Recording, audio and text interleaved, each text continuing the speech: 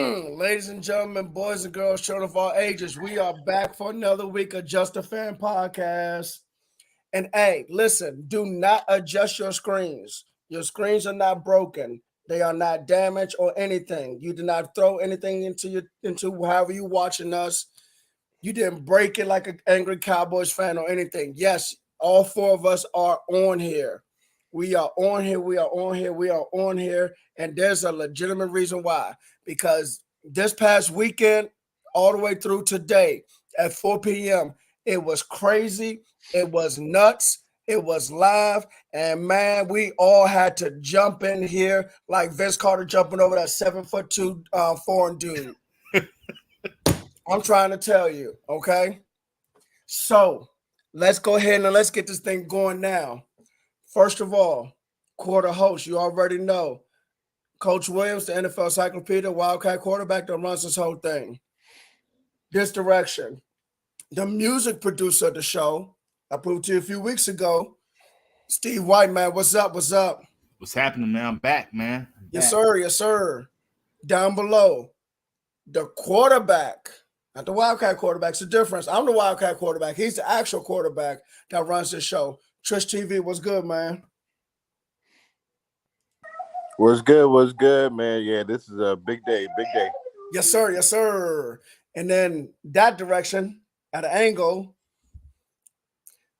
the defensive minded that runs this show, Pando 316.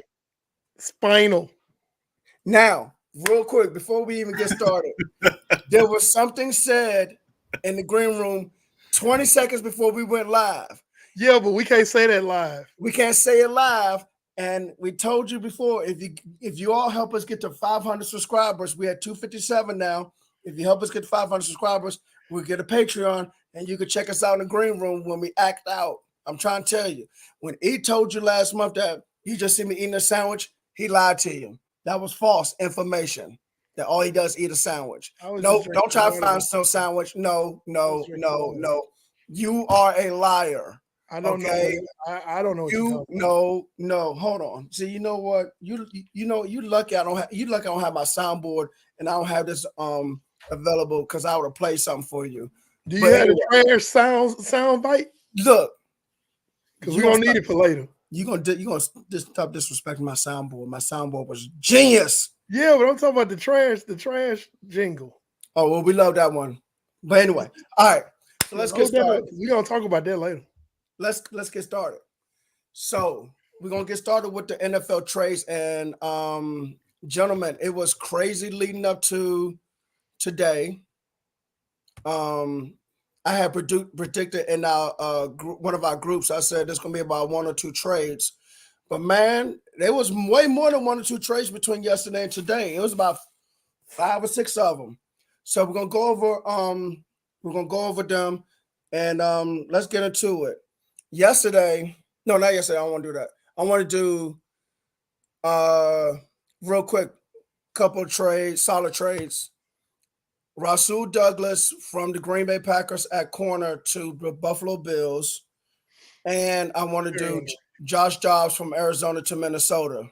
Let's very underrated trade. The Rasul Douglas. Yes, he's a very underrated player. He's a really good depth piece. He's versatile. He's a versatile defensive back. He actually can he can play outside or he can slide into the slot.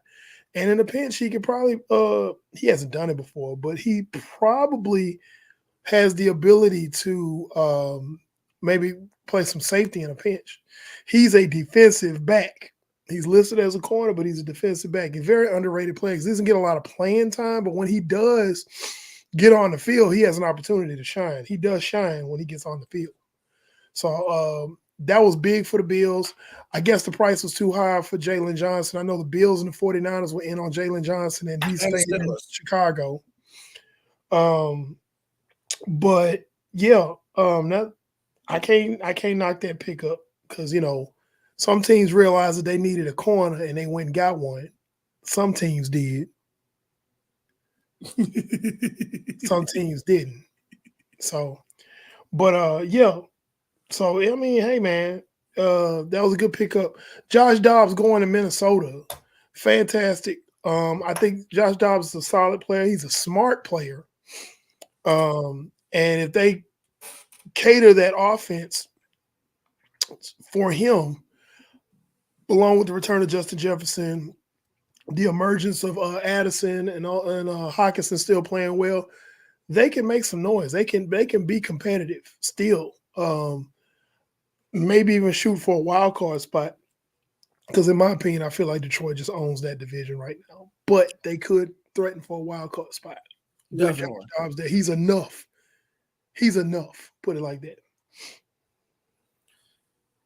Anybody else yet? All right. Yeah. E, now you hit on everything with both of those trades. Justin Jefferson probably be back in the next week or two, I'm assuming. What's up, Rashad? And then, like I said, Addison's developed. I'm sure head coach Kevin O'Connor will make adjustments to his offense to fit more of what Josh Dobbs does, since he's a more mobile quarterback, because Kirk Cousins is not that. Kirk Cousins is more of a stature quarterback. Danielle Hunter defensively for them remains in Minnesota. He's still getting after the quarterback. They will definitely compete for spot number 6 or 7 in the wild card. As far as Russell Douglas, you hit on everything. I think also trading for him, though, has something to do, and I asked you about this, Kyer Elam, the first round from 2022. I'm surprised he wasn't moved. Yeah, he wasn't moved, and he's been deactivated as a healthy scratch like 5 or 6 times this season. So obviously there's a lot going on in Buffalo. I mean, they lost Tre'Davious White a few weeks ago. So they're trying to shore up the secondary as much as possible. Like you said, Jalen Johnson was available. He wanted to get out of there, but this price was too steep. San Francisco didn't get anything done. Pittsburgh didn't get anything done. Buffalo obviously didn't get anything done. But luckily for Buffalo, they were able to make a move to still kind of shore up the secondary a little bit. Yeah, I just think that I think that those are some solid moves made by those teams. I think they're gonna well, let's be honest. Okay, the Bills are already playing some really solid football. They have some issues. They signed Leonard Fournette, I believe, early this week. Yes. Which is, okay. Leonard Fournette is a shadow of his former self. Let's go ahead and put that out there. He's not the player he used to be. And I just look at it as this: when we're talking about the Buffalo Bills, we're talking about a team who already had a decent running back room, but they don't use their running backs. Right. So this is just another back that I know I'm kind of going off on a tangent talking about the Bills running back room. Bills, but the running back system, but they don't run the ball enough. They would be deadly if they had a balanced attack. Well, that's been an issue the past three postseasons, man. They don't have a balanced attack. It's always been an issue. They rely on Josh Allen scrambling, extending plays, but I mean, teams key in. Hence, the Chiefs knocking them out, man. And Josh Allen's being used as another Cam Newton. Granted, he's supposed to rely on your quarterback, but you still got to have some kind of balance somewhere. And to be real, Fournette hasn't been good since Jacksonville. He had 1 or 2 seasons down there. Before that, LSU, man, he hasn't done anything. He's definitely a shadow of himself. Yeah, from Jacksonville and LSU, he hasn't done anything. I mean, Tampa. He's won, but it's no. I think the die was cast on Leonard Fournette when just the fact that the Bills signed him from off the couch. He wasn't on somebody's roster. Right. So that's a statement within itself right there. Not in football shape. I mean, there you go. I think some of these guys are just unmotivated, man. I mean, a guy like him, LSU. I mean, some programs, man, in college, you're already a professional, right? I mean, like mindset wise, aesthetics. We won't get into, coaches and all that kind of stuff, NIL, pre-NIL stuff, but like these guys are already the man in their markets where they play at. So NFL is just like a bonus, but he's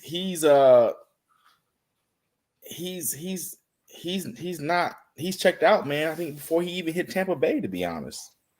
And I feel like the reason why he was playing. Look at his brother. I feel like the only reason why he was even successful in Tampa Bay with that first season with Tom Brady was because Tom Brady was still Tom Brady at the time. But once Tom Brady started falling apart, he started falling apart. Yeah. I think, again, his last game he played was the playoff game, the wild card round against the Dallas Cowboys. And I saw it then, just me personally. I'm looking at him like there was a couple of plays where there were gaping holes opened up. And he'd hit the hole, but he didn't hit the hole with enough speed before the linebacker got in there and plugged that hole. And it's like the old Leonard Fournette would have blew through that and picked up, 5-6 yards on a clip. He's getting tackled out to 1 yard going through that hole, and those gaping holes. Well, and this is my thing with like certain programs. He was good in college, but at the NFL level, the breakaway speed isn't there, the strength isn't there. He's like in my opinion, a taller kind of Trent Richardson. Yeah. Not to be disrespectful, but like, no, that's a good comparison. He's never been like that special in the NFL. Yeah. I think he was like Trent Richardson plus. He was on a terrible Jaguars team, so he was the highlight of that team. If he was drafted to another team, he'd just be a part of a run back team. Exactly. But I had a thought that came across my mind in regards to the Dallas Cowboys that I thought they would at least try to, knowing Jerry's pedigree, and that was, I would have thought he would have at least tried to give,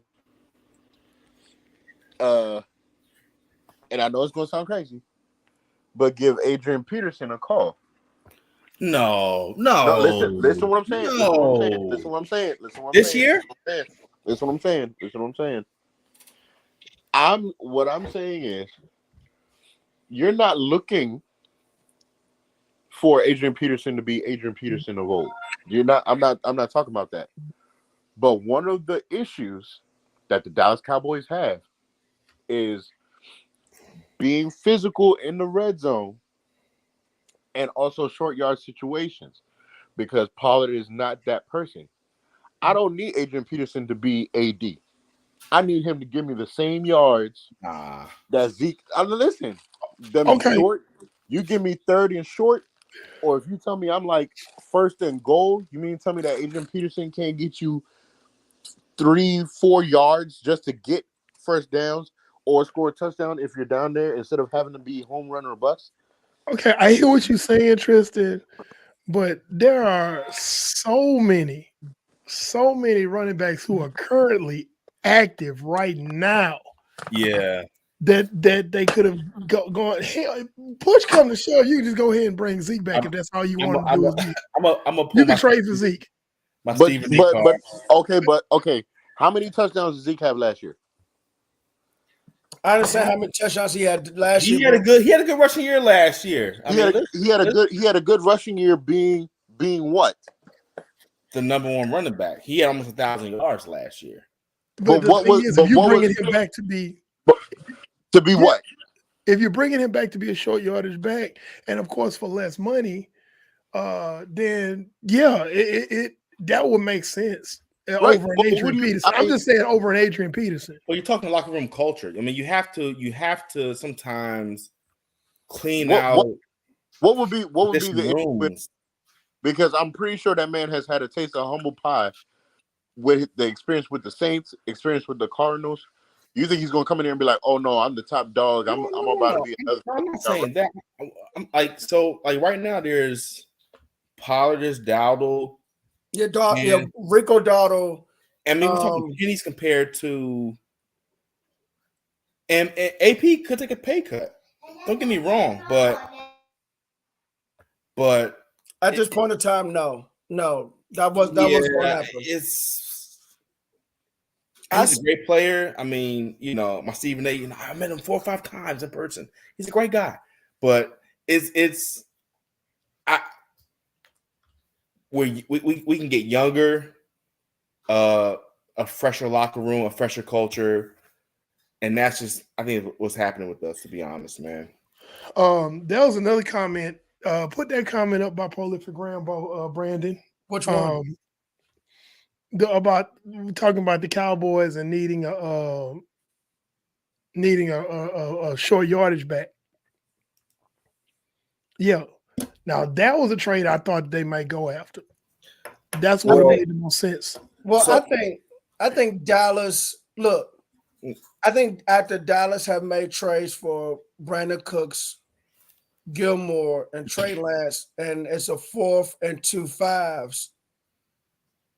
Dallas wasn't going to give up too many more draft picks because they still. What I'm reading. I'm sorry. What? Go ahead. Okay. So, life is at the deadline to get Derrick Henry. So, salary cap exists. Number one. Number two, short yardage has not been our issue. It's been red zone. We've been clicking there. Number 2 or 3, whatever. Getting Derrick Henry has not been a priority. Like getting a big back has not been priority. It's been scoring in the red zone, passing, play calling. It's a big name. I get it, but that's rescue Derrick Henry. Nah, that's not our issue. No. That's fair. I get okay. All right. So I guess at this point, Jerry Jones has the mindset of we good. We all we got. We all we need. We gonna be fine. I guess that's why the Cowboys weren't that active in the. I mean, they did make some inquiries. Now there were discussion about they were talking because they wanted Johnson too, but they weren't going to give up a king's ransom for him because Chicago wanted a whole lot. That's the thing. Like we have as far as contracts, we're pretty responsible as far as not overpaying and trading players that we shouldn't have. I mean, we have some injuries to the O-line, secondary, but even with those, we're doing okay. So we don't got to get big names. Our cash is strapped. We still got to pay Micah soon, CD. Yep. We're good with who we have under contract and who we're going to sign. So, Derrick Henry and all these other guys, it's like, nah, man. Like, nah, we ain't doing all that. And we'll still be competitive. We still will be. We may not go all the way. We may not go to the NFC Championship, but we'll still be competitive in our conference. We will be. All right. Speaking of being competitive in the conference, one team got better in the conference by taking the interior defensive lineman from the New York Giants as the Seattle Seahawks traded for defensive tackle Leonard Williams. Boy, look here. The Giants seemed like they were on a fire sale because they were willing to trade more players away. Of course, it did not happen, but they were Seahawks were able to trade for defensive tackle Leonard Williams. I forgot the pick they gave up to get him, but Seattle got better on defense. They got better on defense. Leonard Williams to me is a chess piece player. You can kind of move him up and down the line. Especially I think head up over the guard as a 2, all the way out to maybe a 5 on the outside shoulder of an offensive tackle, but at least a 4 head up over offensive tackle. He screams 3 technique for me. Well, I mean, yeah, of course, but what I'm saying is where you can line them up. You can move them up and down the defensive line between a 2 and maybe a 5. But yeah, of course he's a 3 on the outside shoulder of the guard. I'm gonna say right now, based on last couple of weeks and what has happened at the trade deadline, that Seattle is a team to beat in the West. It's no longer San Francisco, and we're gonna get more into that later. I'll elaborate on that some more. But Seattle has kind of reclaimed they've reclaimed their stature as the team to beat in the NFC West. And so all those bandwagon Seahawks fans can come on back out. Y'all can stop rooting for other teams and come on back to Seattle, because I know that's what y'all did. Because reality, what's a Seahawks fan? But I think they're right now they're the team to beat.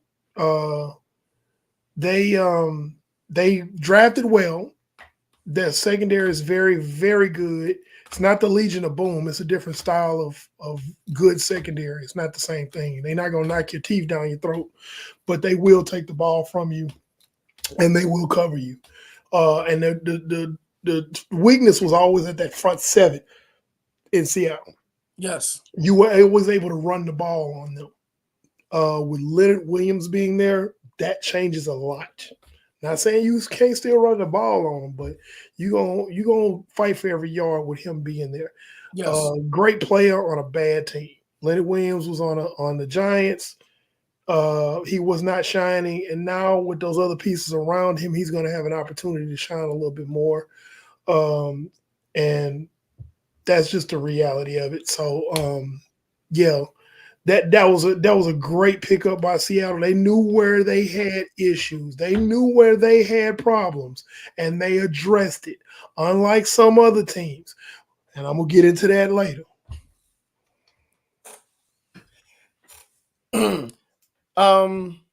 Anybody else?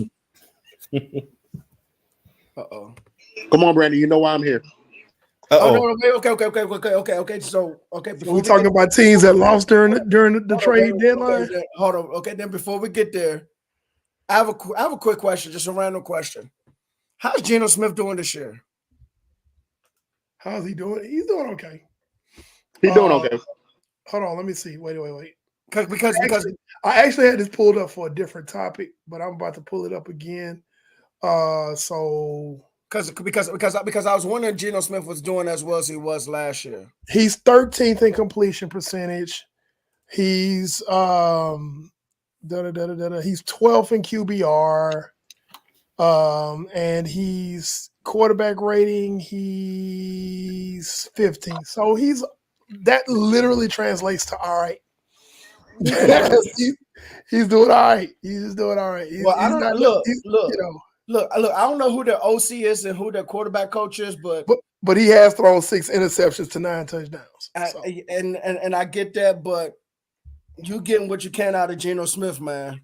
No. He's serviceable. I'm not. Yeah, he's been serviceable since he's been in Seattle, because before then, and everybody knows on here, he wasn't nothing.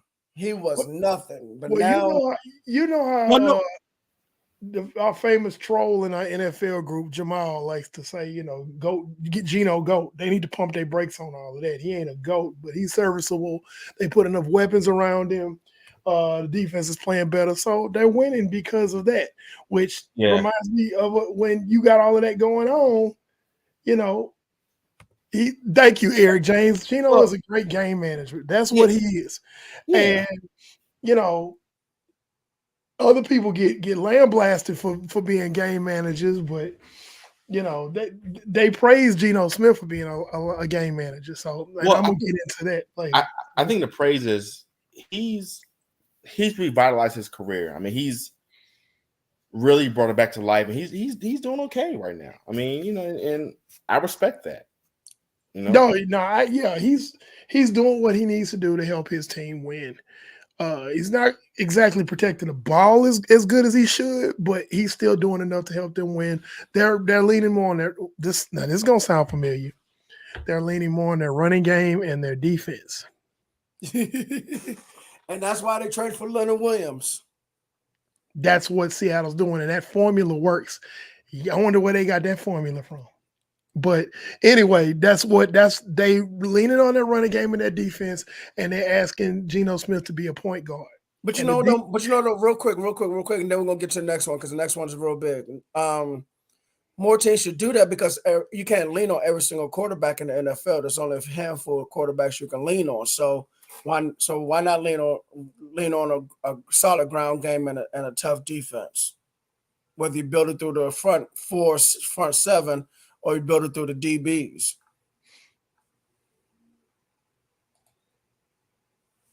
All right.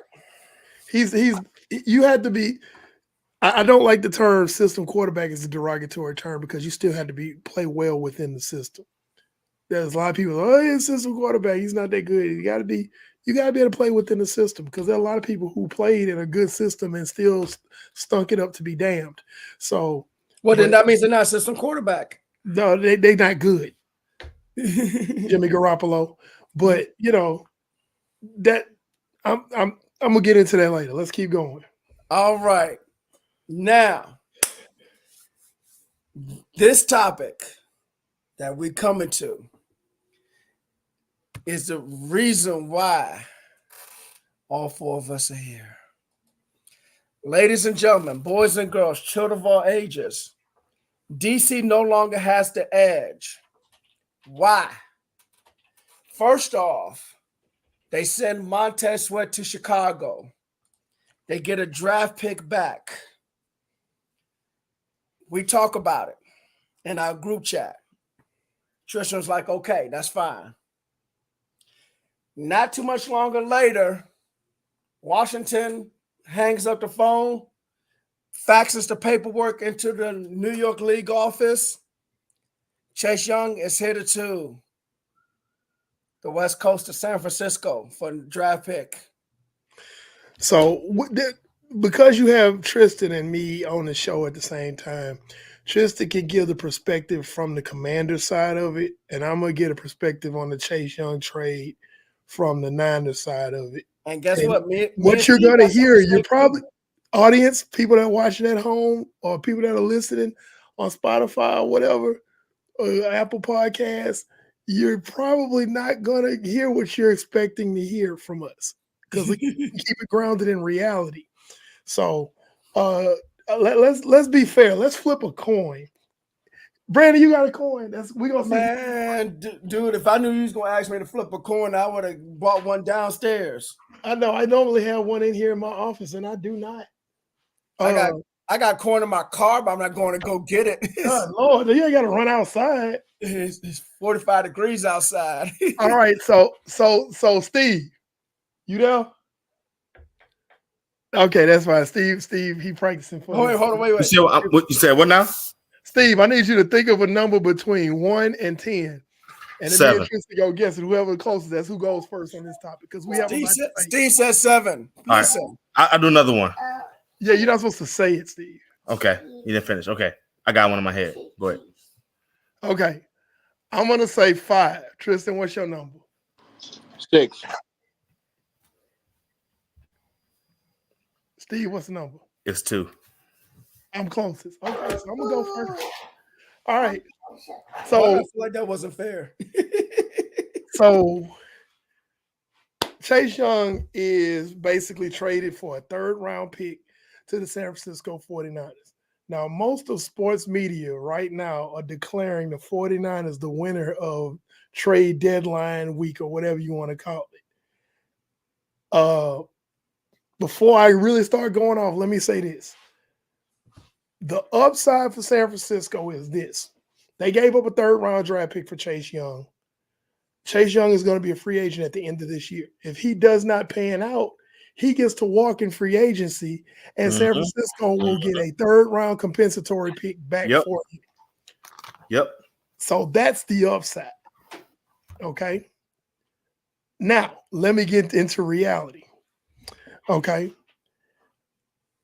The trade of Chase Young to the 49ers is only going to make, and I made a post about this on Facebook, it's only going to make the 49ers collapse at the end of the year. The sound of their collapse more deafening. It just amplified it. And what I mean by that is, yes, Chase Young has 5 sacks in 7 games. That's great and everything. But one, he's an injury-prone player. 2, there's a reason why they let him walk, because he's inconsistent. And then 3, and this is the most important part. This is the most important part. Everybody make sure you listen to this part. I don't care what kind of ingredients or groceries I buy you if the cook can't cook worth a damn. I'm talking to you, Steve Wilks. Okay? So everybody, oh, we got Chase Young, da-da-da-da-da. Okay, and it still comes down to coaching. How many times have we watched completely just terrible coaches ruin good rosters? I watched it 2 weeks. We've seen it a lot. I mean, Tristan's talking about, going to talk about it in a minute when I get through. But we watch bad coaching. We watch talented rosters get wasted by bad coaching. Steve Wilks is god awful as a defensive coordinator, and it's literally no excuse for it. You inherited almost the same roster that DeMeco Ryans had, minus Jimmy Ward, and actually that's where the problem is. But they were like, oh, we ain't worried about Jimmy Ward leaving because, Steve Wilks' background is defensive backs. He'll fix any discrepancies we'll have by losing Jimmy Ward, who plays slot corner and sometimes some safety. So he brings in Isaiah Oliver, who literally in the last 4 weeks has given up 100% passer completion rate to quarterbacks in the last 4 weeks. That means every time he's been targeted, he's given up a catch. Okay? For the season, he's given up 87.5% completion. That's a problem. Okay? And you sit up here talking about Steve Wilks, who's supposed to be a defensive back guru, the DB whisperer, and the secondary is worse than ever. 378 yards given up to Kirk Cousins. He was 9 for 12 in third down. 283 last week to Joe Burrow. We're talking about a defense that was number 1 last year, number 1 to start this year off. And it's been on a steady decline every week. And then people want to jump on Brock Purdy. Oh, Brock Purdy, he trashed this, that, and the third. I'm going to get into Brock Purdy later because that's a whole nother spiel I have. But the reason why Brock Purdy is playing the way he's playing is because he feels like he has to win the game on every throw late in the game because the defense has us down by at least 2 scores. Yeah, he's playing hero ball, man. He's pressing. He's young. Yeah. He's young. People still forget Brock Purdy. Literally, last week's game, Brock Purdy played his 17th game, his 17th start. That was his 17th start. So he's literally just finished his rookie season. He's a young quarterback. He's going to screw up. I don't like Micah Parsons' podcast, but he was spot on this week when he was talking about Brock Purdy. He's like, young quarterbacks are going to make mistakes. That doesn't mean they're awful. That don't mean you should just close the book on them. And the media has been railing Brock Purdy. But guess what? I got 2 words for y'all. Complimentary football. And it goes back to the defense. The defense in San Francisco is god-awful for no reason at all. You got the same roster. Hell, you even added pieces. Javon Hargrave. You added pieces. You didn't added Randy Gregory last week. A couple of weeks ago, excuse me. Now you've added Chase Young. Forgive me if I'm not impressed by this Chase Young trade. Because at the end of the day, I can give you $1,000 gift certificate to Whole Foods and go buy the best organic food you can get and say, hey, cook Thanksgiving dinner. If your simple ass can't cook, you're going to burn Thanksgiving dinner. It don't matter where you got your ingredients from.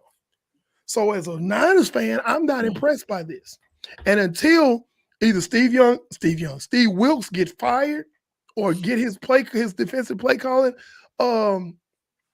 duties taken from him, or unless he straightens up and fly right like the Ray Charles song. Until that happens, Pardon me if I'm less than optimistic about this defense. No matter who we had, we could get in an 85 DeLorean and go back in time and go get Reggie White in his prime.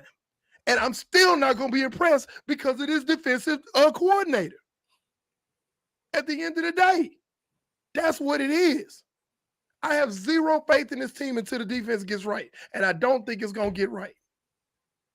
And that's the reality of it. So Chase Young, he's going to do better for his next team because of what I feel like is going to happen. He's going to come in. He's going to finish with, he's going to do okay. He's going to do well enough to get another contract with another team. San Fran's probably going to let him walk because they still have to sign Brandon Ayuk and Talanoa Hufanga in the following years.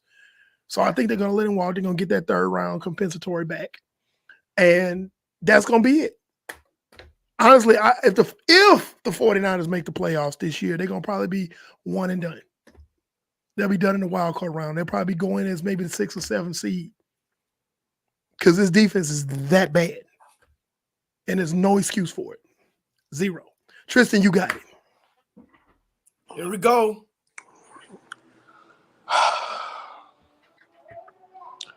One thing I like about, the show coming on at this time is that it gives me, when things happen during the day, it gives me time to process my emotions. It gives me time to get the fan out of me to kind of clear out so I can think with logic. When Montez Sweat got traded to the Bears, it made sense to me. Made sense why Montez got traded. Made sense that he got second-round pick. I thought that was a good trade. I thought that was a win-win. Chicago gets a edge rusher that will be productive, and we get a second-round pick. Basically, where Chicago's going to end up, it'll look like an early second, late first. So it evens out because of where we drafted him in the first round. My mind said, okay, that means Chase Young, you are playing for a contract, sir. You're playing for a contract extension because they let Montez go. So it's either you're going to become a free agent or you're going to get paid by Washington. And then the trade comes that he gets sent to the 49ers for a third-round pick. I'm going to tell you why, unlike a lot of Commanders fans, I'm not even upset that it's a third-round pick. If you look at his career from when he entered till now, that is the pick he should be. I honestly wouldn't have been shocked if it was a fourth-rounder because based on his track record in the league, that's where I rated him. If he was to get traded between third or fourth round pick. Montez, second round, because he's been productive. He ain't been a game record, but he's been productive. But Chase Young, that made sense to me.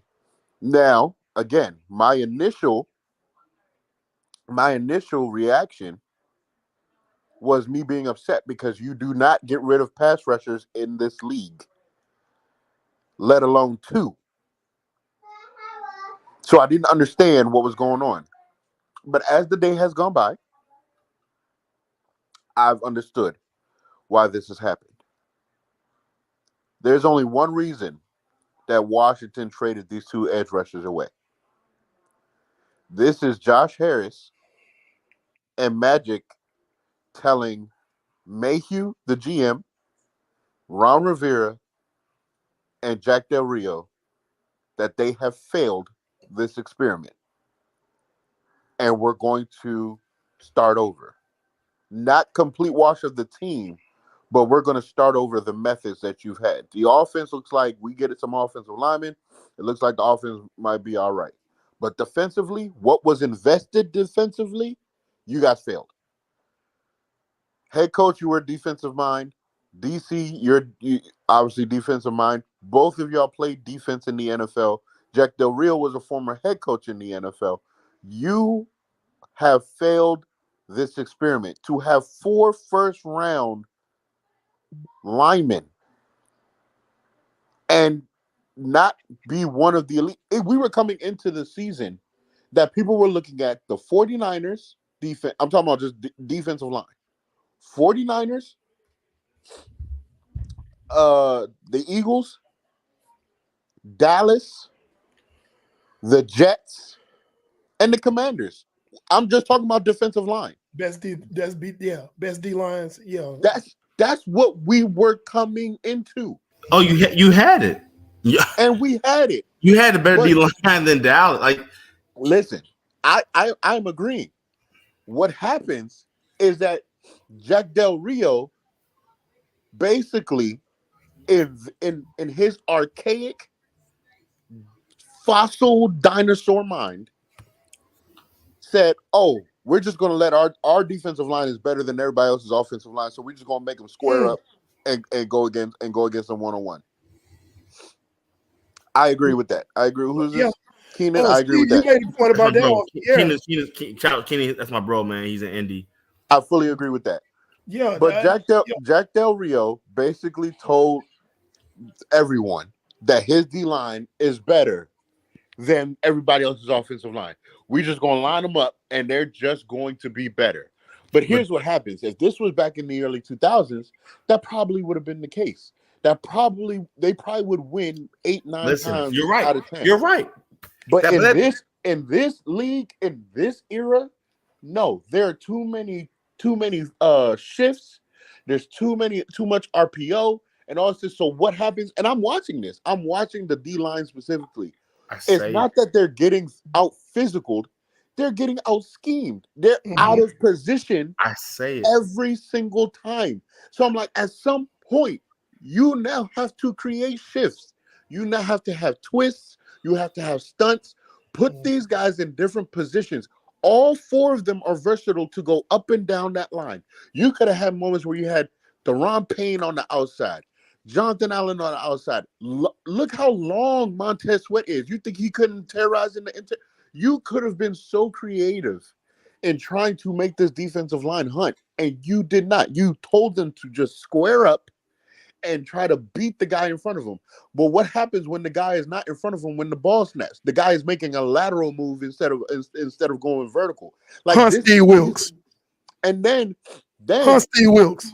Then what makes it worse is because those shifts happen, we don't have the linebacking talent to cover that. The only fully athletic linebacker we got is Jamin Davis, and he still at times look like a deer in headlights out there. That's it. Well, we're in an era now where defensive-minded head coaches aren't thriving. They're not thriving because they don't, and it's disappointing. Like no one is. Because they don't want to get out of their own way. They don't want to get out of their own way. They feel the way they coached it is the way they got it. It does not work. And so now it makes our secondary look crazy. We have one of the better safety units in the league. You're making them fully exposed because we can't cover anything in the middle. We can't hold anything in the middle. If I'm seeing someone doing a zone run, why in the world am I having my defensive line shooting straight up? So I had a conversation with someone we all know. I won't say his name. That's a Washington fan, and they hired Ron Rivera. I said, okay, hired a defensive-minded coach. Okay, is he calling plays? He'll split it here and there. Okay. Who's the quarterback? He's a new guy. No, he needs a veteran quarterback that's already developed because the defensive head coaches recently have been coaching really badly. Organizations. It's like they haven't been able to hire the right OCs, bringing the right personnel for position coaches, draft the right guys. It's like, this is what I've done. I have a big name.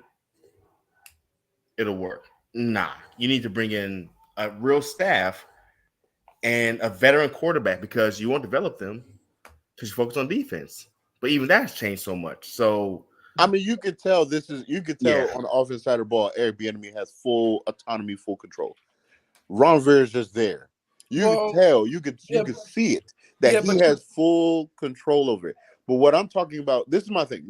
And I have to say this because it's been bothering me on social media when I'm seeing people talk about Sam Howell, talk about the Commanders' offense. Listen, I know they've had a couple dud games. I watched all of them. I know. But for the most part, them guys ain't scoring less than 24, 27 points a game. If my defense with 4 first-round defensive linemen can't hold a team under 24 points, that is a problem on the defense. That has nothing to do with my offense. Welcome to my world. That has nothing to do with it.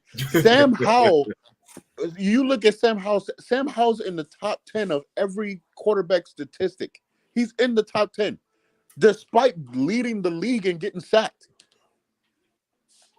The team they averaged 24 points. They just put 31 on the Eagles.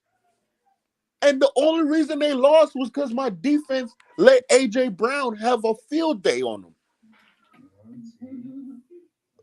So all these people, I saw one cat was like, oh yeah, they traded the edge rushers to get all these picks to try to capitulate the picks together so we can move up to get one of these quarterbacks. Quarterback is not the problem for the first time in 2 decades. Quarterback is not the issue. We need offensive line. Yes. We need athletic, rangy linebackers. Hey, stop giving me these old school Mike linebackers that only can run 3 yards. It's the culture. T, y'all, like, your personnel is really good. Like, when I saw Terry McLaurin have 2 very uncharacteristic drops in the last year, something's happening in that locker room. He's one of my favorite guys in the league. What's happening. What's happening? Like, what's happening. You look at Ron. You look at Ron Rivera on the sideline. Ain't nothing. Yo, it's like a skeleton. Y'all hired him. But y'all hired him. You know why? Why would you hire him? Why would you hire him? You know why Ron Rivera was hired? Why? Ron Rivera was hired to try to take away the stench of Dan Snyder. I really don't even believe this. Listen what I'm saying. Listen what I'm saying. I'm not talking about in regards to him coaching, because his coaching has been questionable since the moment he stepped foot. But the respect and the reverence that Ron Rivera has around the league, when you had an owner that was so vile and disgusting, you needed someone else in there that can try to offset that. But what happening now is that you're still getting average coaching, which leads to average results. And now we're at a place that now that we have a new ownership, that no longer is acceptable. You can't have that. So it's like, okay, Ron, thank you for bringing some kind of, I'm talking about behavioral respectability. I'm not talking about wins and losses. So basically, I'm talking about when you're not looking at the organization with such a vile look. That was Ron Rivera's job. Had a hell of a roster in Carolina. So he wasn't special. He had Cam in his prime. That's what I'm saying. Defense. Not talking about he was the guy. I'm not talking about his coaching ability. I'm talking the respect of him as a man in the league. That's what Washington. Look at when you look at the coaching tree of Washington. Jim Zorn, Jay Gruden. I'm not even counting Joe Gibbs, but Joe Gibbs was way too old when he came back. Like, we didn't have a good track record. We needed someone that had it's just the respect factor. Like, okay, we could look at Ron and have some kind of respect for the man that he is. So question. It sounded like it was a political hire. Exactly. That's how I always looked at Ron Rivera for this. That's how I always looked at Ron Rivera. This was a more political hire. Now that we're away from it and we're seeing what we're seeing with this new ownership, they're like, okay, now we need to deal with winning. And this was the regime that was just supposed to bring a little bit of respectability back to the organization. Now we need a regime that's going to help us win.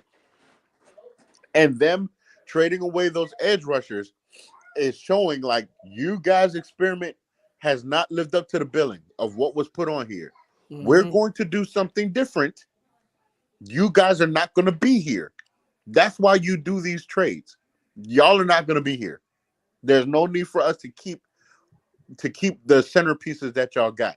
Y'all already extended Deron Payne. Y'all already extended Jonathan Allen. They're going to be here. Because to be quite frank, I would have been cool if Jonathan Allen was gone. I think the best defensive lineman has been Deron Payne without question. That's just my opinion.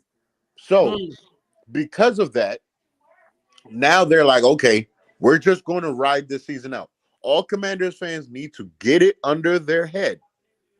This season is about what Sam Howell is going to look like for us. Is he going to be the guy that we're going to ride with? Or do we need to look at something in the offseason? That's it, and that's all. Don't think about nothing with this season. The moves they made today is we're not looking at this season as anything. This is nothing but if they just so happen to, they're not going to, but if they just so happen to get a wild card spot, fantastic. It's probably still not going to happen. But we need to see how Sam Howell looks, because right now, Sam Howell looks like he's going to be our guy, and we could build around him. But if he has some precipitous fall from grace and starts to look crazy, then we got to know we're going to do something else. So that's how I look at it. Was it disappointing? Yes, because I feel like the talent was always there. I feel like this was a moment of really bad coaching. The talent was there. I feel like this was bad coaching. But it is what it is. It's the business. We got new ownership. You knew if they weren't going to have a humming, successful season, that some things were going to change and some heads were going to roll. They're building their picks. We're going to be, right now as we stand, if the season ended today, we would be under 90 million under the cap with 9 draft picks. This would be the most draft picks we've had in years. With three of them being in the top 50. Let me let's see what they do with this. Let me ask you a question, Tristan. Yeah. What did the Commanders do moving forward now that that you've lost both starting edge rushers? Yeah. Jack Del Rio is still your defensive coordinator. Yeah. And Ron Rivera is still your head coach. Yeah. Like, what does the rest of the season look like? I gotta look at the schedule for certain, but we're probably gonna win 1 or 2 more games. We're probably gonna end up with 5 wins. It's really going to be, what does Sam Howell look like? We can't look at wins and losses anymore for this season. So here's the thing. Okay, Sam Howell plays well, but the defense can't stop anybody. That's what I'm saying. So now the new regime is going to know what to do, because listen, most of those guys on the defense side of the ball are going to be free agents. The only person that they're going to this will be the one that will make me upset. The only person they better not let out that door from the defense side of the ball that does not have an extended contract is Cam Curl. If Cam Curl walks out that door, it's going to be a problem. Cam Curl needs to be extended. And I believe because Montez Sweat and Chase Young are gone, this should further buffer the idea that Cam Curl is going to get extended. Because Cam Curl is one of the better safeties in the league. Yes, he is. He's very underrated. He should get paid, but again, we're talking about the Washington Commanders, which is right now looking like the bastion of dysfunction. Well, I think today. Hold on, wait, Tristan. Let me say something, because I know where you're probably going with this. I know Washington still looks dysfunctional. I think they're trying to clean up what's left over from the Snyder era. You got to remember, these guys just got in July or June, whatever month that was. Okay, so you're talking about August, September, about 3 months of new ownership. Okay, I hear what you got to give them time to. Brandon, I hear what you're saying. Bring in a new GM, make sure they establish a new head coach, and whoever that new defensive coordinator is going to be able to bring in their own players and their own scheme, because you're pretty much redoing this whole front seven almost. Right. Now I hear what you're saying, but at the end of the day, you still don't get rid of your cornerstone pieces. I understand that, but So Montez Sweat It's called was cleanup. the guy, that was the one I would not have gotten rid of. I agree. I don't think they looked at them as cornerstone pieces. I think their cornerstone pieces they look at is on the offensive side of the ball. You got to stop somebody. Okay. You know what? Hey, and I hear you and I hear Tristan. You have, I think, in the NFL with the salary cap, and one is hard to put resources into both. So what you have to do is you have to either put more of your resources into offense and have an adequate enough defense, or you have to put more of your resources into defense and have an adequate enough offense to complement it. So if Trisha saying, "Hey, we're going to be an offensive team," then that's where the resources are going to go, because you got Sam Howell, who, as long as he continues to develop after this season and next season, he's going to be ready for a new contract. Because and then also you got Terry McLaurin at wide receiver. Jahan Johnson is going to be ready to get paid in the offseason of 2025. Yep, Curtis Samuel's probably going to walk. Curtis Samuel's gone. So, but then Washington can draft another receiver to replace that. That's an easy replacement. Yeah. Logan Thomas will probably be gone either this offseason or the following offseason, which should allow money to be distributed to Howe and Dodson. You bring in some solid offensive linemen, maybe one or two free agents and one or two draft picks. Yeah. But you got to have a system and some players that are adequate enough on defense just to complement the offense. So I see where Tristan's going. Exactly. The rest of the season, these people got to understand that we're probably going to be in a bunch of shootouts, and more times than not, we're probably going to lose those because our defense just really can't. Jack Del Rio just can't get out of his way. So people will have to also understand and watch. If you watch the Eagles game, right? We made two significant changes on the offensive line. We changed our left guard and we changed our center. And look how much better the offensive line play looked against. If that's a trend that's going to continue, now you still got to get offensive linemen. So please let me be clear. Offensive linemen is still priority in the offseason. But if you're telling me that Sam Howell could survive with this new lineup of the offensive line, I'm watching to see how Sam Howell continues to develop, how Eric Bieniemy and him try to more so figuring out their strengths and stuff. It's still a lot of football to play. But as far as like playoffs, as far as all that, forget all that. This is what was needed to happen to give the new ownership some fresh eyes and look at what's going on, what is the residue, and see how it could work.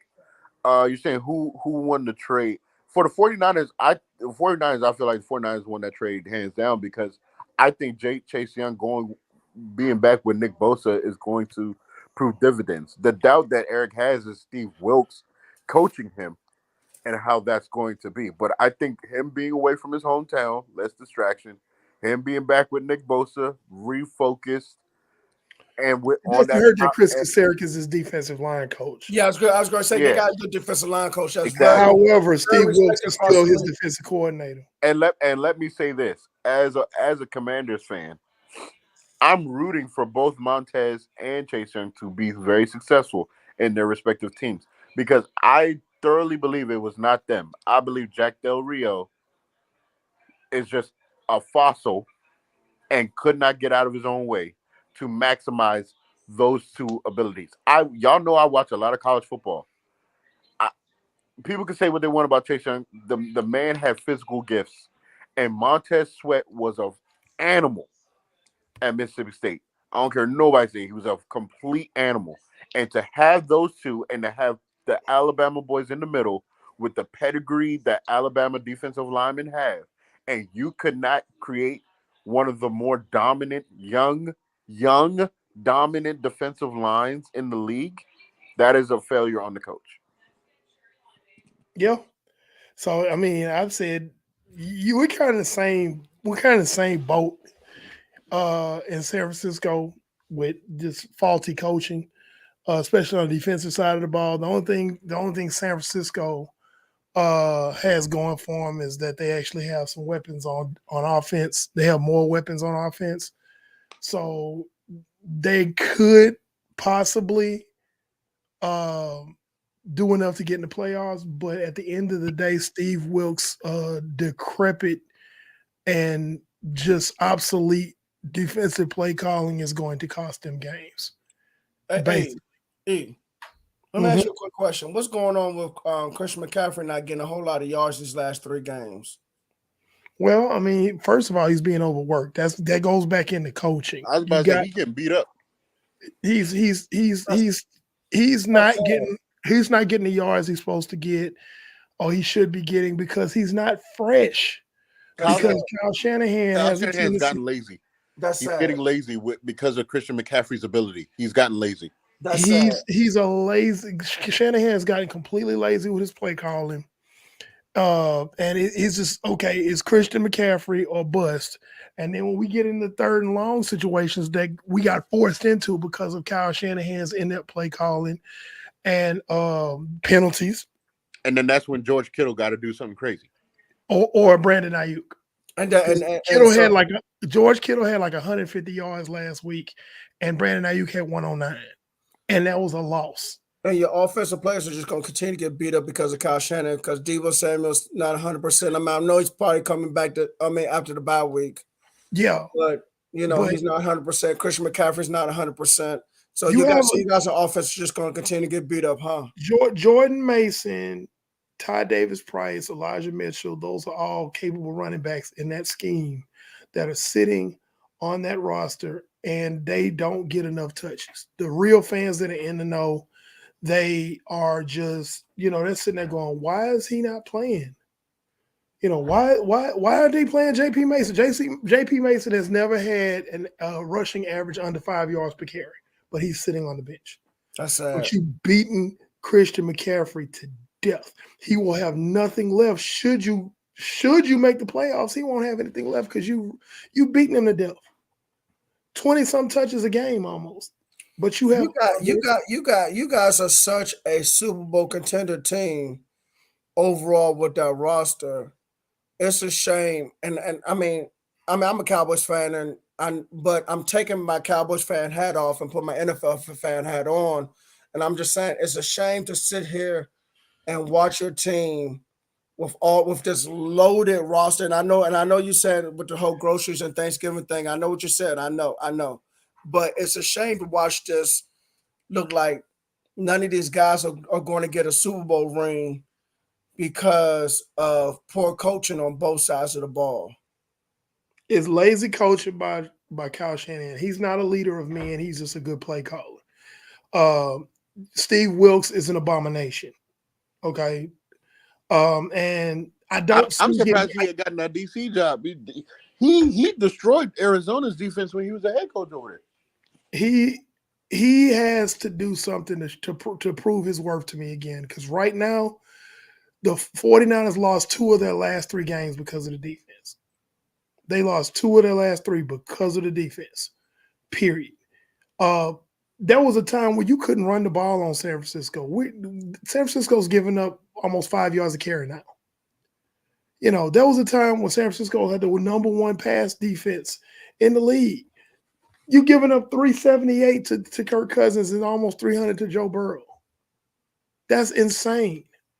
Now, mainly is because, and this is why I think it should be a complete house cleaning. It's a complete failure of a season if the 49ers do not make it past the NFC Championship. I think it needs to clean house. It won't happen. If they get past the first round, it won't happen. John Lynch, Kyle Shanahan, Steve Wilkes, all of them need to go. And I know that sounds like a knee-jerk reaction, but I've never seen anybody do less with more than this coaching staff. Oh God. I've never seen anybody do less than John Lynch. And this is a rumor. Let me put this disclaimer out here first. It's a rumor that I'm hearing.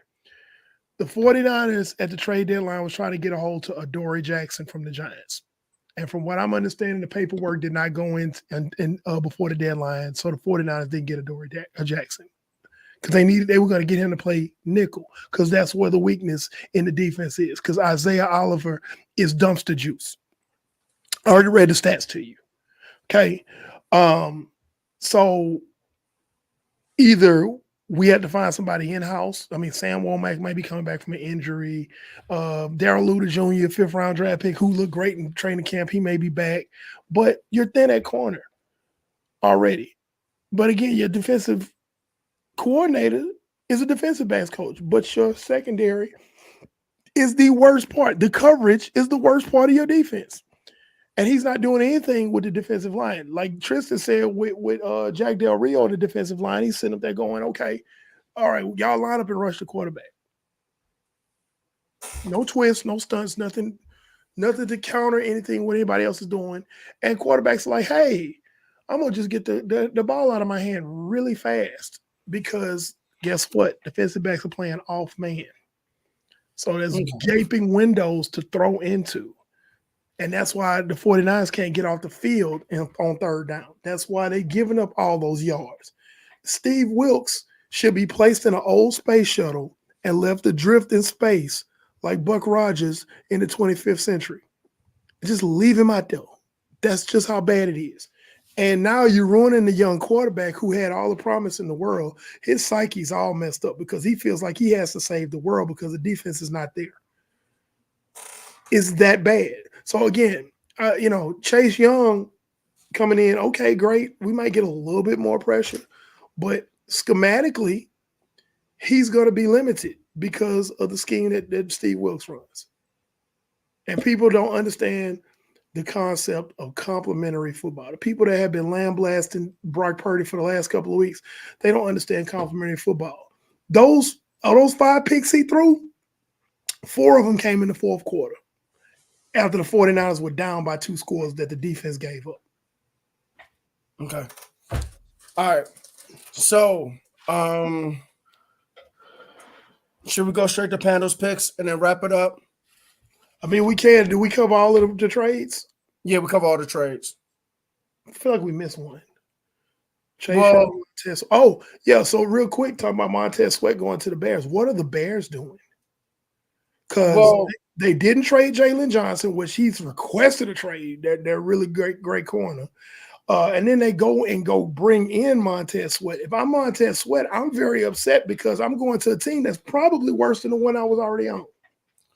So, I mean, and, Elberfluss is still trying to build his defense. It's going to be Montez Sweat opposite of Yannick Ngakoue at defensive end.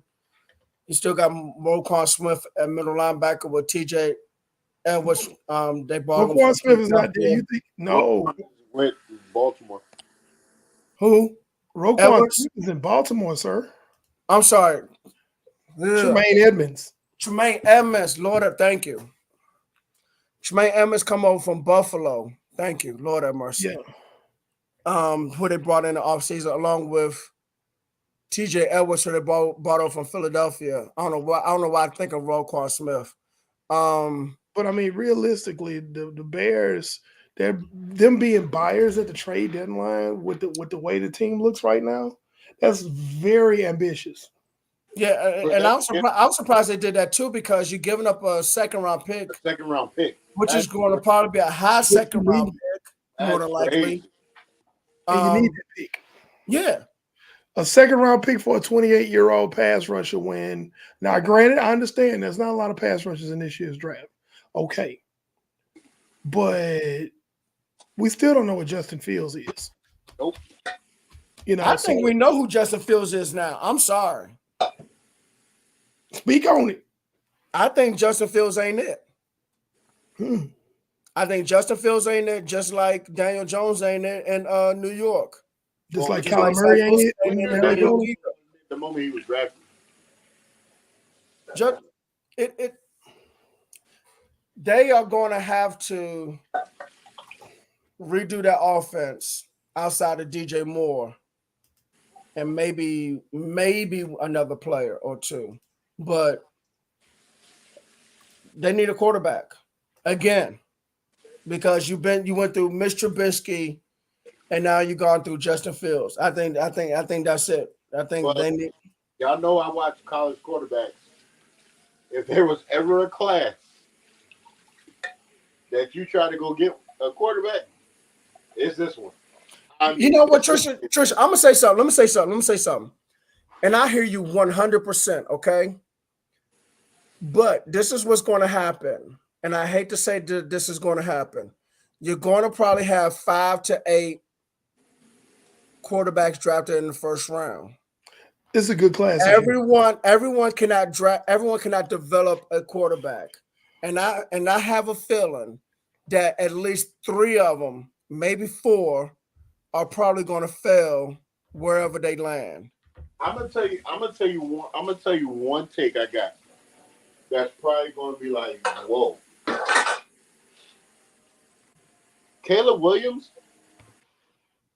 If Caleb Williams comes out for the draft and he goes to a sorry team, Caleb Williams is going to be a bust. No, I don't think that's a wild take at all. I don't think so either, because again, what happens in the NFL, and then we're gonna go to panel's picks, I promise. What's gonna happen is they're gonna rush him on the field like all the other first round quarterbacks, and then what's gonna end up happening is he is not gonna be developed properly, and it's gonna fail. Also, and I hate saying this too, I hate the fact that Lincoln Riley is his head coach. Yep. Because that system tells us so much to quarterbacks and making them better than what they are. I'm not saying Caleb Williams is trash or anything, but it makes them better than what they are. And I think when he gets to the NFL, he's going to have a tough reality check unless he listen to what I'm saying. Go ahead. I've watched Caleb Williams this season.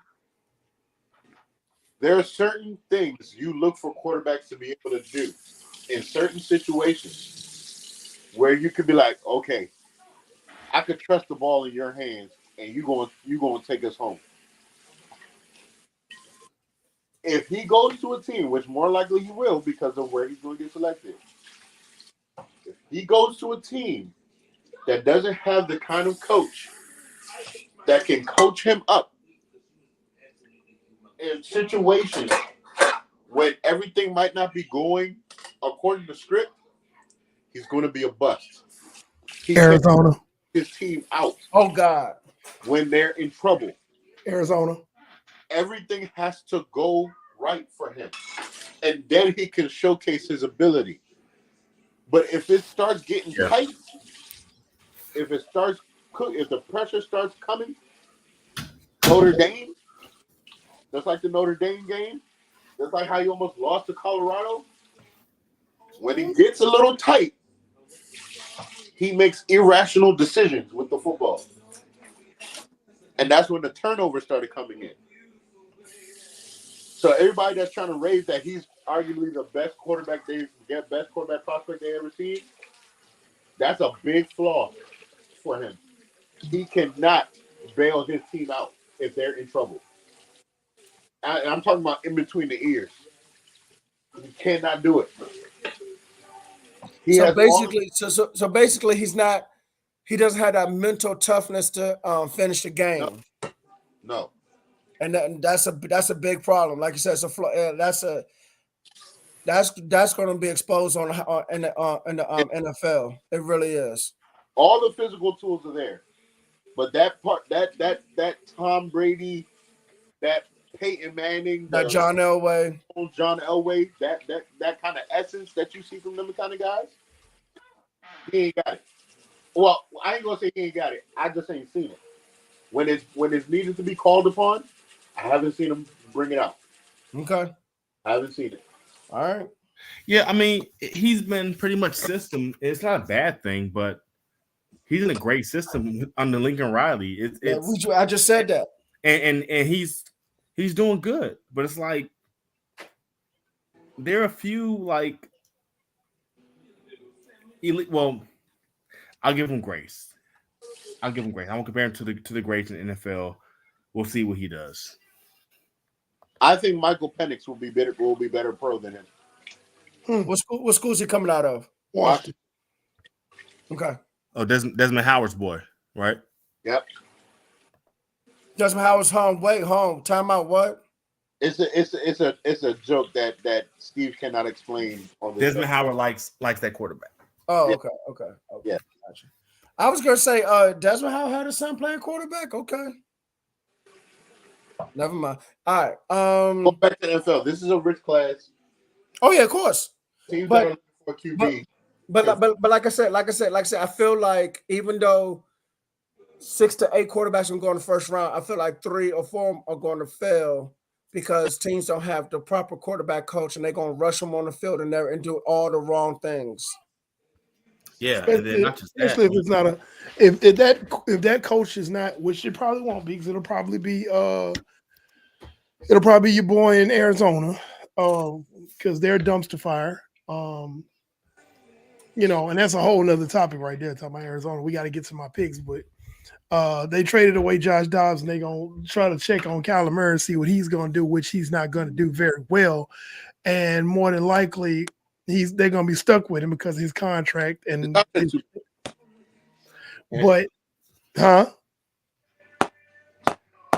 No, we're just saying his contract's too big. Nobody wants a bad quarterback with a big contract. That's why Daniel Jones and Kyler Murray are stuck where they are. I can see Kyler in Washington. Number 2. Oh God! No. We're not taking Tristan will have a heart attack. Listen. No, I'm just saying. And we'll show it right here on Just a Fan Podcast. I'm just saying what I can really see happening because their freeing up cap space is not for some receivers because they have them. It's not for running back because they have them. It's not for DBs because they believe they have them. That's not happening. Okay. So hold on. Wait. Okay. See, hold on. People keep forgetting that now Arizona's been stupid to bring him back because if he gets hurt, then a lot of that money becomes guaranteed. They can get out of that contract after the season as long as he don't get hurt. I thought that they would have kept him on injury reserve on purpose. That's what I thought. Because there's a stipulation in this contract that if he doesn't get hurt, you can get out of the contract. So you bringing him back, that dude say ouch on his pinky finger, on his pinky nail. That money's guaranteed. And you stuck with him. They did Chase Young being traded before the season started. Kyler Murray, if one team will get him, I think it'll be Washington because they can't get Caleb Williams. They want a quarterback. They have cap space now. Listen, Sam Howell is the quarterback. And Washington, Sam Howell is the quarterback, Steve. He's going to. Okay. If Washington gets Kyler Murray, man, I love it when Steve and Tristan on here. Pando. No, we're not arguing. We're just having a discussion. Listen. If Somehow, if Kyler Murray ends up in Washington, I'm gonna need you to fly to the nearest airport out here, man, because we're gonna have to go save Tristan from dying. I'm certified CPR, so I can. Okay, well, cool. Because you're gonna, and I don't mean airplane. You need to get on the fastest jet possible. Sam Howell is the quarterback right now while we're on his rookie deal. Because people forget, y'all acting like this man been in the league for like. I didn't say anything. That was him. Sam Howell is going to be the quarterback for next season. We're on his rookie deal. There's no need for us to swing for someone that we've proven that can't be a quality starting QB in this league. Why would I do that? Clear. So do you honestly see Sam Howell leading y'all to like at least a NFC divisional win? I did not say that, Steve. I said I'm asking. While we're on his I'm just asking a question. I said while we're on his rookie contract, Sam Howell's going to be the quarterback. I know. I'm just asking. Do you see him actually? Like, we got to be real at some point now. Like, do you see him? We don't have to be real in year 2 and year 1 of him starting. We don't have to. You can ask me this question next season. We don't have to be realistic right now. That's what I'm trying to get through everybody's mind. We don't have to do that right now. We don't have to have that conversation. He's on his rookie deal. Let's see what they do with this new ownership, new GM, with this offseason. Let's see how it looks, and let's see how he looks next year. Then we can have this question. I think I see Tristan and not Tristan. I'm sorry. I see Brandon and Eric teasing. I guess I'm just asking because I feel like I think he's good. I just feel like there's a lot going on. You're asking a year too early.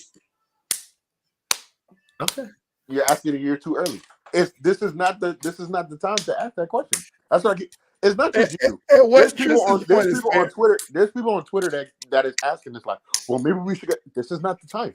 That's a fair assessment, Tristan. If he was hot garbage, this entire year, that's different. But he has not been hot garbage. No, he has not been hot garbage. So, because he's on his rookie contract, because this is his first year starting as a full-time starter, this is not the year to ask that question. I'm just asking, like, do Washington fans see? Man, we mentioned it. This is the year too. Sam Howell was the guy that took us there. You're a year too early. Oh, okay. 1 year? I said next season this could be asked. Okay. It's not fair to Sam Howell to ask it in this kind of situation in his first starting year. That's not fair. That's not fair. Unless he looked like hot garbage, that's different. No. So that's not fair to ask that question. It's not fair to ask that question. He's not. We're not looking if should we release him or extend him? I'm not saying that. I'm saying can you see y'all get into the divisional round with him as a starting quarterback? Let me see him play with a quality offensive line first. Let me see that. First. No. He's had time in the pocket. No, he has had time in the pocket. And he threw for almost 400 yards on the Eagles when he had time. Okay. Yes, he did. And 4 touchdowns. But the thing is, with certain quarterbacks, it's not on how well you perform against good teams. It's how consistent you are. Brandon. It's his first year starting. We're in week 8. So this isn't his 9th start. He started last season. Wait. How many games has Brock Purdy played and started? No. 17, right? 17, right? 17, right? Right? Are we writing off Brock Purdy? He's lost one starting game. Whoa. Are we writing off Brock Purdy because he's starting? And look at the tools that Brock Purdy has. We write let some people tell it they're writing off Brock Purdy. Right, some. We not doing that with that. That's not fair. Let me say this. I'm gonna get you, Tristan, right here. This is a good debate right here. I'm listening. So Brock has Debo. He has Kittle. He has Ayuk. He has Trent Williams. No, I'm going to. He has Trent Williams. I don't want to hear nothing else. He has Trent Williams. Steve. I get that. He has the best left. Sam has had time in the pocket. I understand that. I agree with you. Steve, come on, man. Sam has time in the pocket. Sam has some great receivers.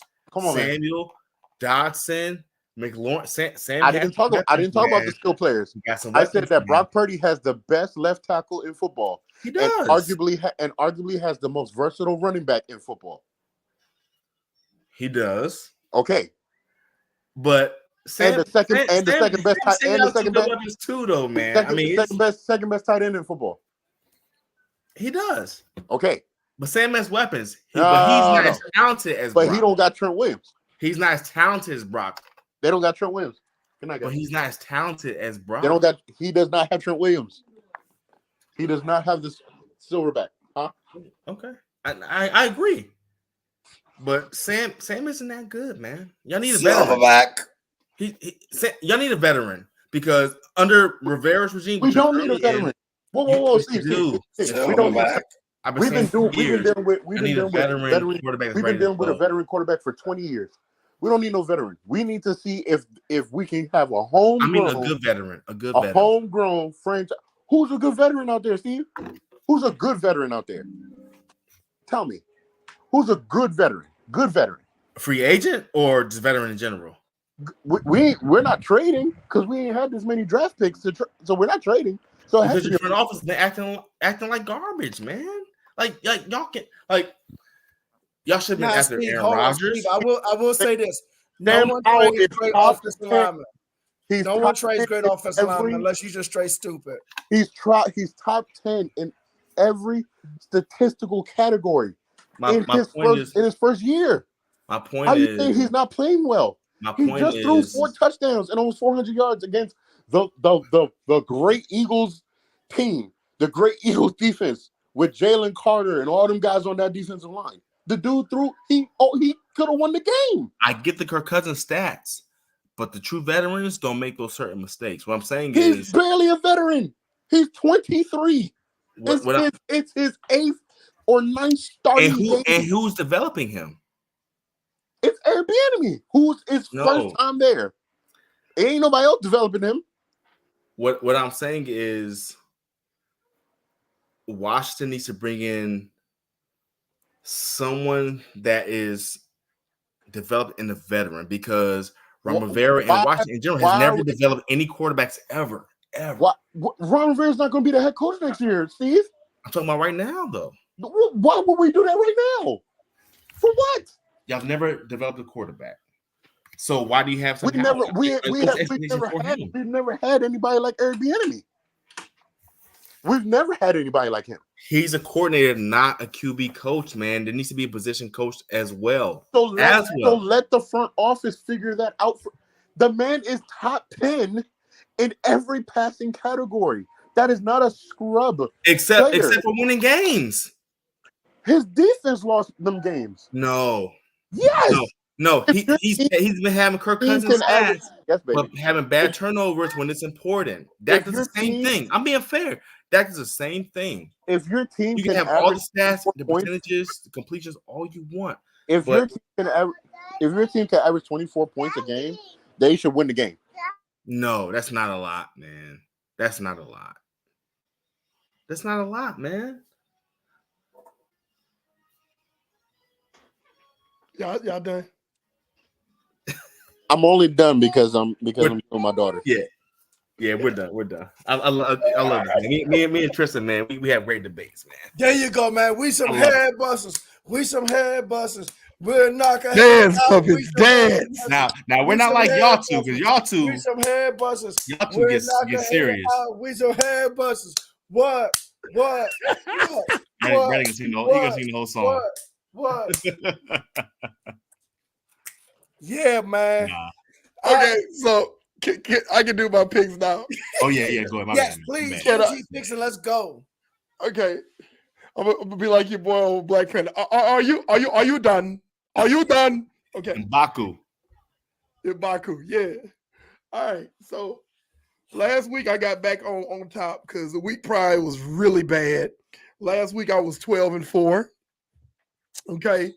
So I'm back to my usual ways. So you can pretty much bet on my picks, except this week coming. Every last game on this docket is a pick'em game. Either it's two good teams playing each other or it's two awful teams playing each other. It comes down to who's going to play the least awful. So these could go either way. All of these picks could go either way. But gun to my head, I'm making these picks. I do not have a Stone Cold lock for the week. We'll have a new graphic up next week for my Stone Cold lock. When I announce my Stone Cold lock, we're going to put it on the screen. And I'll send that to you later, Brandon. But no, send it to Tristan. Yeah, I sent it to Tristan. Okay. So we have the Titans versus the Steelers. Okay. I like the Steelers.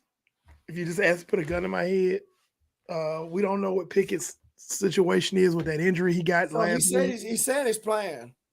He's playing, but we don't know the situation with his injury. Because how many people play, but we really don't know the situation with the injury. Well, okay, I get what you're saying. See what I'm saying? Yeah. Okay. So I like the Steelers over the Titans. Okay. The showdown, the Miami Dolphins versus the Kansas City Chiefs. 8:30 game in London, I believe. 8:30 your time, yes. Yeah. No, it's not London. Shouldn't be London. No, it's Germany. It's a morning game though. It's Germany. Germany, right? I know it's in Europe somewhere. Okay. I like the Dolphins on this one. I don't think the Chiefs can keep up with this. I just don't think the Chiefs defense cannot keep up. And I don't think if they get into a shootout as great as Pat Mahomes is, I don't think he's going to be able to match the firepower because he just flat out does not have the weapons that Tua Tagovailoa has at his disposal. So give me the Miami Dolphins over the Chiefs. I honestly think right now, and this is going to be a very controversial statement that I'm about to make, I think the Dolphins right now are the best team in the AFC. Right now. That's saying a lot. NFL. I was going to say, arguably the league, but definitely the AFC. No, yeah. But now remember, Philadelphia beat them. Yeah, that's why I said arguably. But then Philadelphia has struggled with Washington. That's why I said arguably. It's crazy. Eric said Washington twice. Not just once, it's twice. I'm not saying Washington's trash, but like Washington been able to keep up with Philly. That's why I said arguably. They're trash. Okay. But they keep up with Philadelphia. So what's up with Philly? That's why I said arguably. So Miami, in my opinion, right now is the best team in the AFC and arguably the league at this point. Agreed. Okay, arguably. Because when I say arguably, that means there could be a discussion about it and a rational, valid point made for both sides of the argument. Yep. Okay. So Minnesota at Atlanta. No Kirk Cousins. Don't know if Josh Dobbs is going to start. So Minnesota's kind of at a crossroads right now. Don't even know if Justin Jefferson's going to play. Atlanta's at home. I like Atlanta in this one. Gun to my head. Okay. Cardinals at Browns. No Josh Dobbs. Kyler Murray is starting for the first time against that Browns defense. However, I believe P.J. Walker will also be starting.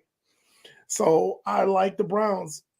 This is one of those, wow, throw a noodle against the wall and see if it sticks type of situation. This whole week is like that, honestly. If you really want to call a spade, this whole weekend is like that. Rams at Packers. We don't know if Matt Stafford's going to play, and even if he does play, he probably has a tendency to throw 1 or 2 picks. He did last week against Dallas. I think he threw about 2 more against Dallas that just got missed. So if he plays, he's going to throw picks. If he doesn't play, you got ripping in the game. I think the Rams are a dumpster fire. But that being said, I still like the Rams over the Packers because Jordan Love, we're trying to give you the benefit of the doubt, man, but right now it's not looking too hot. So I still like the Rams over the Packers. Again, this could go either way. Commanders versus the Patriots. The Commanders no longer have a pass rush. What's the best way to neutralize Mac Jones? He's a statue in the pocket. Beat him up, but they can't get to him now. Well, they can get to him up the middle. That's about it. They may be able to get to him up the middle, but you could always shift your blocking scheme toward the inside. I mean, so that being said, the Patriots are terrible. Kendrick Bourne has a torn ACL. The best receiver on the Patriots is out. They can't generate offense. The defense is suspect. They're in and out. I still like the Commanders because based on what Tristan said, I like Sam Howell to go out there and throw for some yards out there. Next game, Bears at the Saints. Saints come off of a big upset win over the Colts. I don't think the Bears are going to play all that great. I think the Saints play better when they're at home. So I like the Saints. Again, this could go either way. I got the Saints winning too. Seattle at the Ravens. This will be the closest thing that I have to a stone cold lock. But I'm not gonna lock this because I still don't believe in the Ravens. I believe in Lamar Jackson. Oh, I definitely believe in Lamar Jackson. Definitely. But I don't believe in the Ravens. So and as much as I can't stand Seattle, I'm gonna be objective as an analyst, as a personal analyst on this podcast. I'm gonna be objective. Seattle's playing some really fantastic football right now. So I can't just lock the Ravens in. I still like the Ravens to win, especially if the weather's nasty. But Seattle's used to playing in nasty weather. I was going to ask you, where's the game at? It's in Baltimore. But what's the forecast this weekend? We're gonna find out just how good Seattle's defense is against a magician like Lamar Jackson. Okay. I think Seattle's defensive backs can lock down the Ravens receivers though. The weather, well, I mean, granted, Baltimore's still like 30 miles away, but I don't think the weather's gonna be that bad on Sunday. Okay. So I like the Ravens. It's not a lock, but I like the Ravens. Okay. Tampa Bay and Houston. Give me the Baker Mayfields over the DeMeco Ryanses. Again, this could go either way because this could be the game where Baker decides I'm finna throw all these picks because this is DeMeco Ryan's defense we're talking about. So I like Tampa Bay, but I can still see it going to Houston. All of these are pick'ems. Colts versus Panthers. I think the Panthers are going to come back to earth. They won against the Texans last week. I think that was an illusion. I don't think that was the real thing. I think the Colts are a little bit salty from losing to the Saints last week. I think the Colts pulled this one out. But stranger things have happened. The Giants versus the Raiders. If ever there was a who gives a damn bowl, it's the Giants at the Raiders. Third string quarterback versus Jimmy Garoppolo. Now, if Tyrod Taylor plays, I like the Giants. Yes. Okay. Jimmy Garoppolo is a dumpster fire. We have been saying Jimmy Garoppolo is a dumpster fire for the longest. I was the first person to say Jimmy Garoppolo is a dumpster fire. He is leading the league in interceptions. He's going to continue that trend this week coming. Guaranteed all your money back. He's a hot, stinking mess. Okay. You know, people were making a comment on the side note. They were saying, well, Brock Purdy is just Jimmy G 2.0. Lies. Because if you take away Brock Purdy's interceptions, he's one of the top ranked quarterbacks in the league in every category. If you take away Jimmy Garoppolo's interceptions, he's still a very below average quarterback if you look at his stats. So there's a difference there. And Jimmy's turning the ball over more than Brock Purdy is. So I want people to stop that lie right there. There's a reason why Jimmy Garoppolo is no longer in San Francisco and Brock Purdy's the starter because he's a hot mess. So give me the Giants over the Raiders. Cowboys at Eagles. Eagles are at home. This could go either way, but because the Eagles are at home, I think they're like the 3-point line. The line is like 3.5 or something like that. I like the Eagles right now. The Cowboys are on a high after beating up teams that have below 500 records. Those are the only games the Cowboys have won this year. The only team they beat that's 500 is just made 500 this week, and it was the Jets. So I like the Eagles. The Eagles have seen tougher tests. They're more battle tested than Dallas is right now, and they're at home. So I like the Eagles by maybe 3. But again, could go either way because Jalen Hurts also has thrown 8 interceptions this year. Bills at Bengals. Another one that could go either way. Gun to my head, I'm going with the Bengals. The Bengals are at home. I don't think they're going to be able to do to the Bills what they did to the 49ers defense because the Bills defensive coordinator actually has a brain. And you know what else? I don't trust Buffalo's secondary right now. I mean, I know they got good players still, but I feel like the cornerback situation is still shaky. They signed Josh Norman. Right. You see what I'm saying? Like, Josh Norman is there. He doesn't start. Elam is in flux. He doesn't start. Gone. I mean, I know you trade for Rasul Douglas, but like Rasul Douglas can't cover everybody. Right. But I still, I like the Bengals because of that. I like the Bengals to win. They're at home. I just don't see. I don't see them being able to cover all those receivers. I just don't. Joe Burrow's calf is healed now. He's a threat to run. I think he rushed for like 60-some yards on the 49ers last week. Fire Steve Wilkes. So I like the Bengals over the Bills. Chargers versus Jets. Again, it's another one that can go both ways. The Jets are kind of riding high right now. They're at 500. They're at home. The Chargers are playing some pretty decent football, but the Jets defense is pretty solid. Again, it could go either way. I still like the Chargers to go in the MetLife Stadium and get the win. And the last game on the docket, the bye week versus the 49ers. I like the bye week. That's my stone cold lock of the week. Steve Wilkes is going to give up 400 yards to the bye week and probably about 6 touchdowns. That's my picks.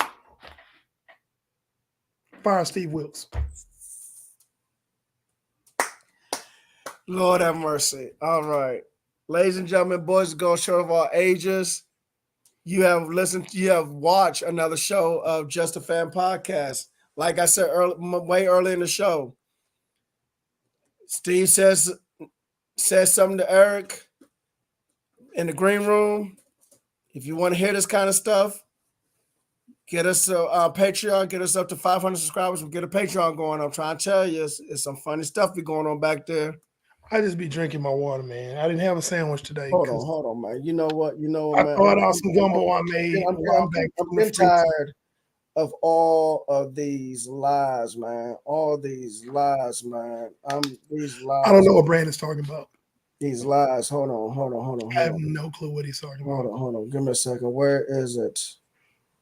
You look, I can't find it right now because I know it's in here somewhere. Oh, because I'm in the wrong month. Hold on. Give me a second. I got 3 words for you. Fire Steve Wilkes. Yeah, I know. But you said talking about you don't do nothing in the green room. It's a complete. I don't do anything in the green. I don't know what. I have no clue. People at home, I don't know what he's talking about. This time. No, not this time. It's totally made up. Pure fiction. It's fiction. It's fiction. We made it up. We made this one up. It's a made-up tale. It's a total. Yeah, you are making it up that I'm doing stuff. This one was No, that's my response to you, boy. I don't know. That's my response to you. Okay. So anyway, we're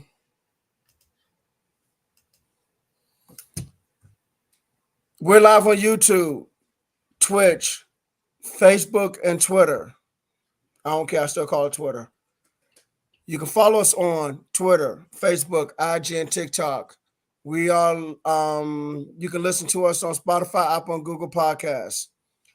We're glad that all 4 of us was on. That was Tristan and Steve. Thanks for being on. Hopefully they'll be on next week and moving forward more often. That's the defensive-minded guy. Not that way, this way. Pando 316. Fire Steve Wilkes. He has shaking my head on there. And then I'm the quarter host, Coach Williams, the football mind, the Wildcat quarterback that runs the show. Good night, ladies and gentlemen. Peace. And don't forget to fire Steve Wilkes. Into the sun. Hey, that GM that you got, that you used to have, and that's now in Jacksonville, I heard he's coming back to San Francisco.